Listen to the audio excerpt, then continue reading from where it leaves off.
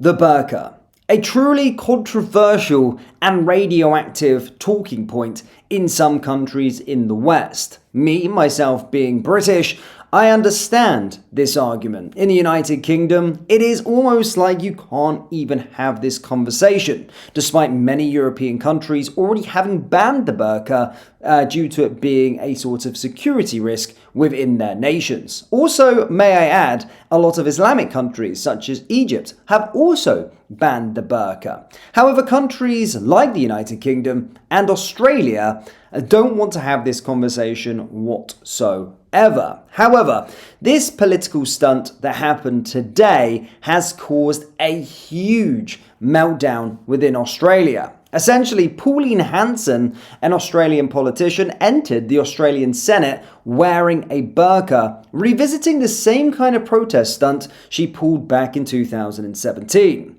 She basically had been denied permission to table a bill that would ban full face coverings, like the burqa, in public places. Moments after that denial, she returned wearing the garment. Her appearance triggered immediate backlash. The Senate was then suspended, and she was sanctioned for the day and barred from sitting any further sessions. Essentially, well, the sort of key critics, Mehreen Faruqi, who's a Green senator, and Fatima Payman, an independent senator, both condemned her action as racist, Islamophobic, and disrespectful to Muslims in Australia.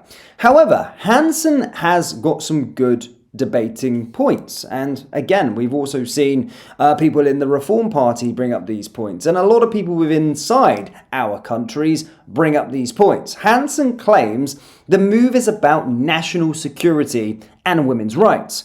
She argues full face coverings prevent identification in sensitive places and that some garments symbolize female oppression. She also appears to be trying to force the debate that she says has been blocked and stated, if Parliament won't ban it, I will display it so every Australian knows what's at stake. Now, she has a very good talking point here. Now, what she is saying is not outlandish, but for some reason in countries such as Australia and the United Kingdom, we can't have this conversation despite the argument against it and despite a lot of European countries already following suit. Let's take a look at let's have a little watch of the moment that this happened in Australia today, and also have a little look at some glorious left-wing tears. And yeah, let's talk about it a little bit more. As always, guys, please do hit the like button and hit the subscribe button for more. So yes, let's have a watch of this. Leader Pauline Hanson went into the Senate today dressed in a burqa after she'd been refused permission to introduce a bill to ban the burqa from public spaces. Now, Hanson was abused by several senators and not allowed to defend herself, while Muslim Senator Fatima Payman could freely wear her hijab. Hanson wasn't even allowed to speak in her defence before the Senate was suspended after she refused to leave, although others were given a free shot at her. But racism should not be the choice of this Senate. This is a racist senator displaying blatant racism and Islamophobia, President. If this is about the dress code, she is disrespecting a faith. She is disrespecting the Muslims out there, Muslim Australians. It's absolutely unconstitutional. This needs to be dealt with immediately before we proceed. Clearly, what has happened today is not a genuine demonstration of faith. In fact, it is the middle finger to people of faith. It is extremely racist and unsafe. Senator Hanson, all of us in this place have a great privilege in coming into this chamber, a great privilege. And we represent, in our states, people of every faith, Even the Liberal leader in the Senate, another woman, attacked Hanson. So much for free speech and democracy. But Hanson, on her way out, did give a little speech to members of the public who've been watching on, explaining what she was doing and why. They, at least, very interesting, gave her a round of applause and called out, "Good on you, Pauline." And now Pauline Hanson will explain herself to you. Pauline Hanson, thank you so much for joining me. Why wear the burqa in the Senate? Now, you did it 8 years ago and did cause outrage among some, so why do it again? Yeah. Andrew, today I moved on the floor of Parliament. As a senator, I have a right to move a private member's bill. And that bill was under the Criminal Code amendment to prohibit the burqa or full face coverings in public places. Now, I wanted to introduce that bill. My concern is, as a nation, for national security, terrorist threats and attacks that are happening, also for women's rights, that they're not forced to wear the full burqa against their will. And it's, I think it goes against our culture and our way of life. And this is why I wanted to introduce the bill. Now, I just started to introduce the bill, and it took one voice, Andrew. There was a couple actually said no, denied me the right. So straight away they denied me the right to ban the burqa. So I actually left the chamber, went up and I put the burqa on. And I thought, well, if you won't ban the burqa, then I'm going to wear it. Well, didn't that upset them? They didn't want me to wear the burqa in Parliament. They don't want to ban it, but they don't want me to wear it in Parliament. So what do they want? They're a bunch of hypocrites. Pauline's absolutely correct. And this situation or this subject, there should be a real conversation. And the same for my country as well within the United Kingdom. There certainly should be a vote, and the people of the country should be allowed to decide whether the burqa's wore in their homeland or not. As Pauline has stated, and the same argument that seen lots of European countries actually ban it in the first place, is that it is a national security risk. No one's saying that someone can't wear the hijab in terms of the head covering, but the face veil is a national security threat. I could wear one of those and do anything behind it. Anyone can be behind that there. So it is a legitimate conversation to be had about a national security threat. And then if you want to talk about women's rights and living in a Western nation, are they forced to wear that? That is also there as another conversation and another debate to have. But the ignorance that Pauline is of course documenting there is the same ignorance that we're seeing in the United Kingdom. They don't want to have this conversation whatsoever and just shut it down as this. Who is making these decisions? One or two people? No, the Australian people should decide, and in our country's situation, the United Kingdom people should decide whether it is banned or not and follow suit on a lot of countries. Now, just so you can understand here, you can see just how many countries have already banned this, by the way.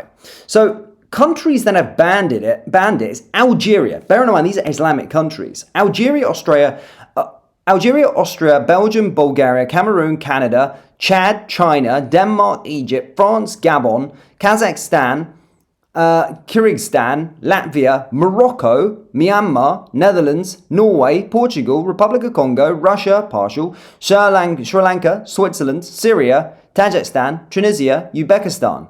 Bans vary by context, details may differ across sources. But as you can see, a lot of these countries in Europe have already banned it as well. And, and some of these are quite liberal countries as well. So they see it as a national security threat and have banned it. And look, Morocco. Other countries, Algeria, Egypt, all Islamic countries that have banned it. So why can't there be a conversation to be had in countries like Australia and the United Kingdom? Why? Why not? Let's see what GB News have said. Lily, what do you make of that? Because I think the issue that people have taken with this is perhaps that is it Pauline Hanson, she was going against the burqa, she was petitioning for the burqa to be banned, and then I think it perhaps came across as quite inflammatory that she then returned to the room wearing one, as Tom rightly says, in high heels, showing a bit of leg. Do you think that that's what people maybe have taken issue with, is that she's done this to make a political point, and quite a controversial political point at that? I welcome her point very much so, as an Iranian woman who's been pushed into gender apartheid, and my entire autonomy was put into a prison of the compulsory hijab in a country that in eventuality pushed me and my family into exile. So I very much welcome her bold statement and her act of defiance against such a prison for women. If her body is to be hidden, if her body has autonomy, and it's to be hidden under the burqa in order to say that is the accepted autonomy. Well, she took her own autonomy into action, and she showed her fully autonomous body as she wanted to. This burqa is meant to be a revival of a new wave of feminism, according to a lot of feminists who are these days standing with women who want to cover their faces because they want to feel closer to God, apparently. The rest of the society have to kneel for that and accept it and applaud it. Well, our dear parliamentarian in Australia, I applaud you, and as an Iranian woman, I think this is a beautiful statement, and it should be actually encouraged, and courage is laudable. Well, Lily Moo, I'm very glad that you're not wearing a burqa for this interview because it's just, frankly, worse for TV. But Lily, Iranian activist, thanks indeed for joining us.